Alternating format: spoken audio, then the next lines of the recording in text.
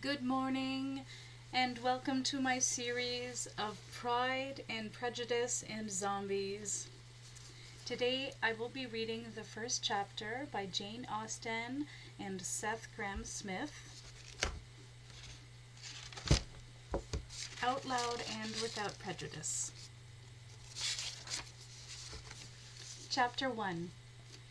It is a truth, universally acknowledged, that a zombie in possession of brains must be in want of more brains.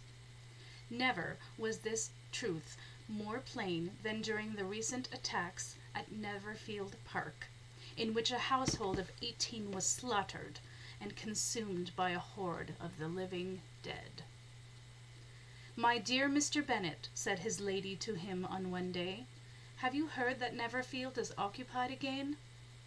Mr. Bennet replied that he had not, and went about his morning business of dagger sharpening and musket polishing, for attacks by the unmentionables had grown alarmingly frequent in recent weeks.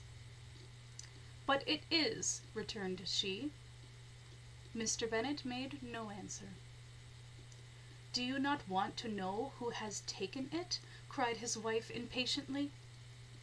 "Woman, I am attending to my musket. Prattle on if you must, but leave me to the defense of my estate." This was invitation enough. "Why, my dear, Mrs. Long says that Netherfield is taken by a young man of large fortune, that he escaped London in a chaise and four just as the strange plague broke through the Manchester line." "What is his name?"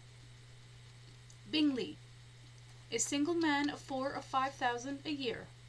What a fine thing for our girls." "How so? Can he train them in the ways of swordmanship and musketry?" "How can you be so tiresome? You must know that I am thinking of his marrying one of them." "Marriage? In times such as these? Surely this Bingley has no such designs." "Designs? Nonsense! How can you talk so? It is very likely that he may fall in love with one of them, and therefore you must visit him as soon as he comes." "I see no occasion for that. And besides, we mustn't busy the roads more than is absolutely necessary, lest we lose more horses and carriages to the unfortunate scourge that has so troubled our beloved Hertfordshire of late." "But consider your daughters." "I am considering them, silly woman. I would much prefer their minds be engaged in the deadly arts than clouded with dreams of marriage and fortune, as your own so clearly is.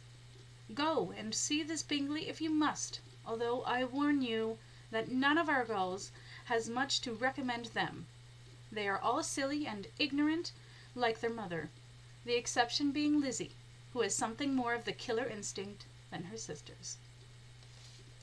"Mr. Bennet, how can you abuse your own children in such a way? You take delight in vexing me. You have no compassion for my poor nerves." "You mistake me, my dear. I have a high respect for your nerves.